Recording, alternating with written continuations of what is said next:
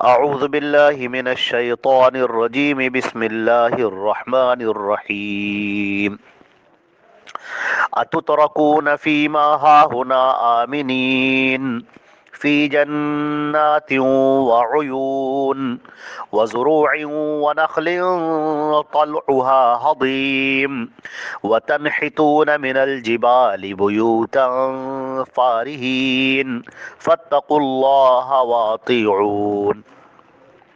یہ سورہ شعراء کی آیت نمبر 146 سے 146 سے آیت نمبر 150 تک 150 تک تلاوت کی گئی ہے، اور ترجمہ ان آیات کا یہ ہے کہ کیا تم ان سب چیزوں کے درمیان جو یہاں ہیں بس یوں ہی اطمینان سے رہنے دیے جاؤ گے؟ ان باغوں اور چشموں میں، ان کھیتوں میں اور نخلستانوں میں جس کے خوشے رس بھرے ہوئے ہیں، اور تم پہاڑ کھود کھود کر فخریاں ان میں عمارتیں بناتے ہو، اللہ سے ڈرو اور میری اطاعت کرو۔ یہ حضرت صالح علیہ السلام کی نصیحت ہے ان لوگوں کے لیے جو ان کی قوم کے لوگ تھے، قوم سمود کے لوگ تھے۔ اور اس سے پہلے کی آیات میں یہ بات گزری ہے کہ قوم سمود کا جو معاملہ تھا، اللہ نے اسے بہت نوازا تھا۔ وہ پہاڑوں کو تراش کر مکان بنایا کرتے تھے، اور بڑے ہی خوبصورت اور بڑے مضبوط مکان بناتے تھے۔ تو اللہ رب العزت نے ان سے یہ سوال کیا ہے کہ یہ تم یہ بتاؤ کہ تم یہاں پر کیا ہمیشہ کے لیے رہو گے؟ ہمیشہ ہمیشہ تمہیں اسی میں رہنا ہے؟ کیا تمہیں کبھی موت نہ آئے گی؟ تو صالح علیہ السلام انہیں یہ جو نصیحت کر رہے ہیں، اور قرآن پاک نے حضرت صالح علیہ السلام کی اس تقریر کو، ان کے اس وعظ اور نصیحت کو جو یہاں پر نوٹ کیا ہے اور اسے بیان کیا ہے، یہ تمام انسانوں کے لیے ہے۔ یہ آیات ہر انسان سے خطاب کرتی ہیں اور ہر انسان کے ذہن کو اپیل کرتی ہیں اور سوال پوچھتی ہیں کہ تم یہ بتاؤ، اتترکون، کیا تم کو چھوڑ دیا جائے گا؟ فیما ہاہنا آمنین، اسی طرح اطمینان سے بس یہیں پر تم رہنے دیے جاؤ گے؟ تمہیں کبھی کیا موت نہ آئے گی؟ کیا ایسا نہ ہوگا کہ تم نے ایک جو اپنی زندگی گزاری، اس زندگی گزارنے کے بعد پھر تم کو اس دنیا کو چھوڑ کر چل دینا ہے اور تمہیں اللہ کے سامنے کھڑے ہو کر اپنا حساب دینا ہے؟ تو کیا یہ بات تمہاری سمجھ میں نہیں آتی؟ کیا یہ بات تمہیں پتہ نہیں ہے کہ تم کو اسی طرح اطمینان سے رہنے دیا جائے گا؟ فی جنات وعیون، ان باغات میں، چشموں میں تم عائش کرتے ہوئے پھر رہے ہو، سکون کی زندگی گزار رہے ہو، کھا رہے ہو، پی رہے ہو، مزے کر رہے ہو زندگیوں کے۔ اسی طرح ان کھیتوں میں، اور یہ جو باغات لگے ہوئے ہیں اور باغات میں جو پھل ہیں اور رس بھرے ہوئے ہیں، حدیم، یہ پھلوں کا وہ رس جس سے بالکل ایسا لگتا ہے کہ یہ پھل اس رسوں سے بالکل بھرا ہوا ہے، اور اب ٹوٹا اور اب ٹوٹا، اب گرا اب گرا، میووں سے بھرے ہوئے، رسوں سے بھرے ہوئے یہ پھل یہ تمہارے سامنے ہیں۔ اور یہ جو پہاڑوں کو تراش کر تم گھر بناتے ہو، بہت ہی فخریہ عمارتیں تعمیر کرتے ہو۔ قوموں کے اوپر جب زوال آتا ہے تو وہ اسی طرح سے غیر ضروری چیزوں میں اپنے وقت کو اور اپنی توانائی کو ضائع کرتے ہیں۔ گھر بنا لیا رہنے کے لیے، لیکن اب صرف گھر بنانے سے کام نہیں چلے گا، اب ان کو فخر کرنا ہے، اب انہیں غرور کرنا ہے، اب انہیں دوسروں کو دکھانا ہے۔ تو پھر ایک مکان نہیں، پھر دو مکان، پھر دو نہیں، پھر تین مکان، اور پھر عمارتیں بنانا، ایسی ایسی عمارتیں تعمیر کرنا کہ جن کے بارے میں ان کا گمان یہ ہے کہ اب یہ ہمیشہ ہمیشہ کے لیے قائم رہیں گی اور ان کے ناموں کا سکہ چلتا رہے گا۔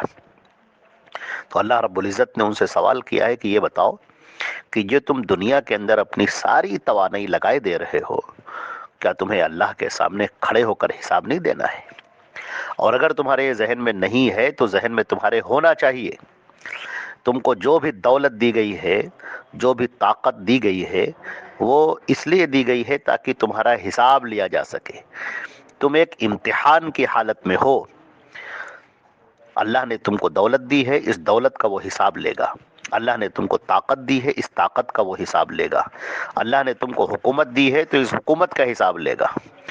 اور تمہارے جو بھی تمہارے ماتحت جو افراد دیے گئے ہیں، جو لوگ دیے گئے ہیں، ان سب کے بارے میں تم سے کل بروز قیامت سوال کیا جائے گا اور پوچھا جائے گا کہ تم نے زندگی اپنی کیسے گزاری۔ اللہ کو راضی کر کے زندگی گزاری یا اس کو ناراض کر کے زندگی گزاری. تو ایسا نہ ہو کہ اسی دولت کو کمانے میں، دولت کو حاصل کرنے میں، عیش و آرام کرنے میں تمہاری پوری زندگی گزر جائے اور سب تم بھول بیٹھو. ایسا نہ کرو. تو یہاں پر حضرت صالح علیہ السلام نے ان کو یہ یاد دلایا کہ دیکھو تمہارے پاس خوبصورت مکانات ہیں، باغات ہیں، گھر ہیں، لوگ ہیں، بڑے بڑے قلعے ہیں، لیکن تمہیں اللہ کے سامنے حاضر ہونا ہے.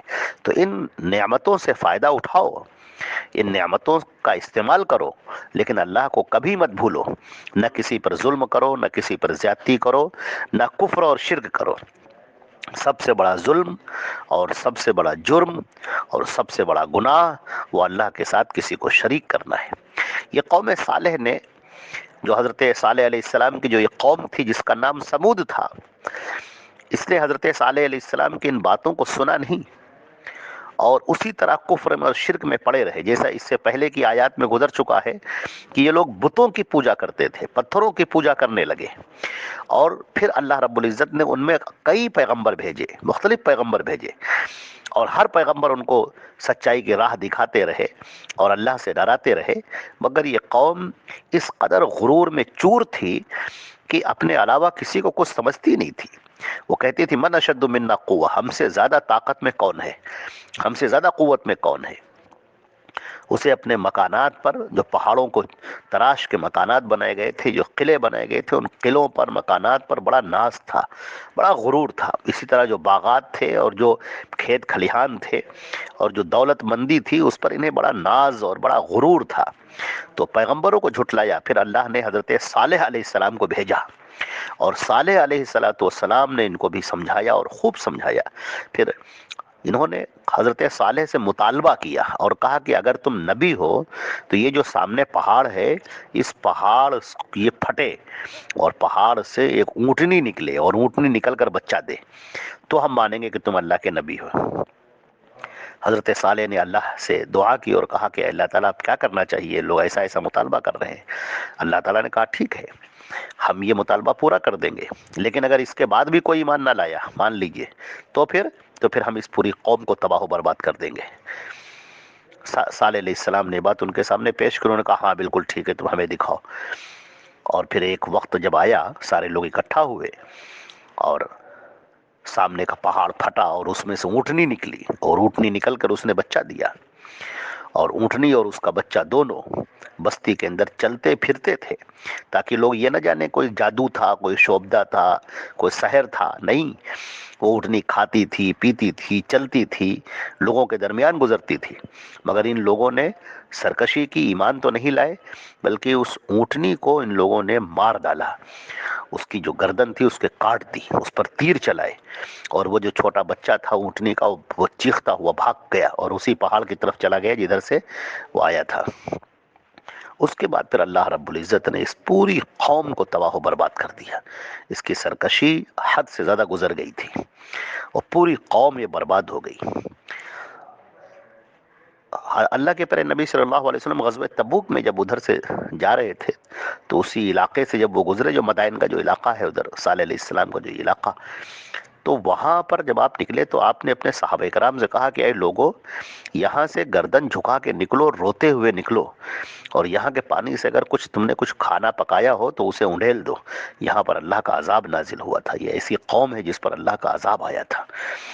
لہٰذا وہاں سے پناہ مانگتے ہوئے، اللہ سے استغفار کرتے ہوئے نکلو. چنانچہ سارے صحابہ وہاں سے استغفار کرتے ہوئے، توبہ کرتے ہوئے اور روتے ہوئے ادھر سے نکلے. تو یہ وہ قوم تھی. اس قدر ان کو سمجھایا گیا، اس قدر ان کے سامنے باتیں پیش کی گئی، مگر وہ اپنی ضد پر اڑے رہے. تو آج یہ صالح علیہ السلام کا یہ واقعہ ہمارے سامنے ہے. آج ہم لوگ بھی بڑے عیش و آرام میں ہیں، کھاتے ہیں، پیتے ہیں، گھر میں رہتے ہیں، بڑی اطمینان اور سکون کی زندگی نصیب ہے. جس کو جو بھی جتنا بھی اللہ نے دیا ہے، اس کے ساتھ میں ہمیں یہ فکر کرنی چاہیے کہ ہماری موت آنی ہے اور مرنے کے بعد ہم کو اللہ کے سامنے کھڑے ہو کر اپنا حساب دینا ہے. جس آدمی کے ذہن میں یہ بات بیٹھ گئی تو اس نے اس اللہ کے پیغام کو سمجھ لیا، نبی کے پیغام کو سمجھ لیا، اور اس کی زندگی شاندار اور عمدہ ہو گئی. جتنا اللہ پر ایمان قوی ہوگا، مضبوط ہوگا، اللہ کے نبی کے طور طریقے پر، ان کے احکامات پر جو آدمی جتنا زیادہ چلے گا وہ اتنا ہی زیادہ اللہ کے قریب ہوگا اور اس دنیا سے فائدہ اٹھانے والا اور آخرت میں فائدہ اٹھانے والا ہوگا، ورنہ وہ انسان اس دنیا میں چاہے جو کر لے لیکن وہ خسارہ اٹھانے والا ہے اور نقصان اٹھانے والا ہے۔ اگر وہ اللہ پر ایمان نہیں لاتا، اللہ کے رسول پر ایمان نہیں لاتا، ان کی باتوں کو نہیں مانتا، تو وہ پھر ناکام اور نامراد انسان ہے وہ، اس کا زندگی میں آنا اور یہ زندگی پانا اس کا عبث ہو گیا، بیکار ہو گیا۔ ہاں اگر وہ اللہ پر ایمان لائے اور نبی کی باتوں کو تسلیم کرے اور اطاعت کرے تو پھر وہ کامیاب انسان ہے، اس دنیا میں بھی اور آخرت میں بھی۔ اللہ تعالی ہم کو اور آپ کو عمل کی توفیق عطا فرمائے۔